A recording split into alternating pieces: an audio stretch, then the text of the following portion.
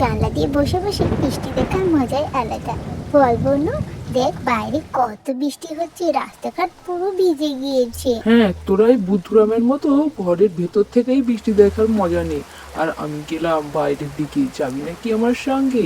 না না, তোর কোথায় আর মানুষ পড়ে নাকি? আমি একদমই তোর কোথায় যাব না। যেতে হবে না, বাদ দে। টিয়া, যাবি তো? যাবি তো আমার সঙ্গে, আয়। এই দাদা দাঁড়া, আমি তোর সঙ্গে যাব।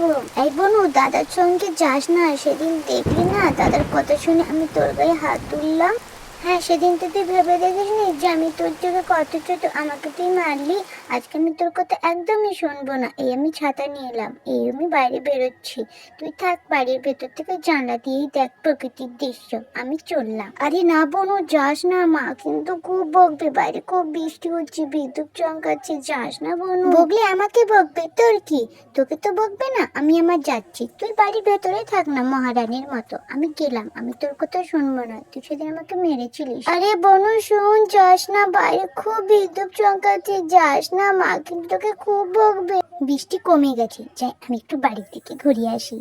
ওয়াও, বাড়িটা তো পুরো জলে ভিজে গিয়েছে। আমাদের তো গাছপালা সব জলে ডুবে গিয়েছে। বাহ, খুব সুন্দর লাগছে। আর বৃষ্টিটা তো কমে গিয়েছে। দিদি খালি বলছিল বৃষ্টি হচ্ছে বৃষ্টি হচ্ছে, বৃষ্টি কমে গিয়েছে। যাই এখানে একটু বসি। আহ, কত সুন্দর, কি সুন্দর ঠান্ডা ঠান্ডা হাওয়া দিচ্ছে। আর এই পাতাগুলো দেখো বৃষ্টিতে একদম ভিজে গিয়েছে।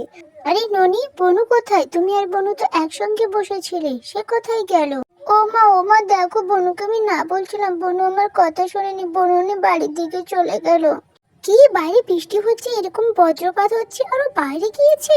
এই গাছের পাতাটা নাড়াই, গাছের পাতায় কত জল জমে আছে। এই কত জল পড়ে গেল। এবার আমি তো ভুলে গিয়েছি আমার তো ছাতা আছে। মেয়েটা কোথায় গেল? মেয়েটার জ্ঞান কাণ্ড দেখেছো? এভাবে চারদিকে বৃষ্টিতে জল ভিজে গিয়েছে, চারদিকে বন জঙ্গল, কত কিছু থাকতে পারে। মেয়েটার কাণ্ড দেখেছো? আজ একবার পায়, ওর পিঠের ছালটা একদম তুলে দেবো, একা একা ওর আশা বের করে দেবো। টিয়া, এই এখানে মহারানী বসে আছো, ছাতা মাথায় করে এখানে আরাম করে বসে থাকা, এটা কি তুমি তোমার বাড়ি পেয়ে গেছো? দেবো দেবো পিঠের ছালটা তুলে একদম। মারো না মারো না, মারবো না, ফুল দিয়ে পুজো করবো। চারদিকে বন জঙ্গল জলে ভর্তি, শরীর খারাপ হলে তখন কে ডাক্তারখানায় নিয়ে যাবে তোমাকে? বলো বলো। পিঠে আর তোমার একটু হাড় রাখবো না, সব হাড়গুলোকে ভেঙে গুঁড়ো করে দিয়ে বাড়িতে শুয়ে রাখবো। তুমি কেন একা এসেছো? দিদি না বলেছিল আসতে, তুমি কেন এসেছো? আমার মারো না, বকো না।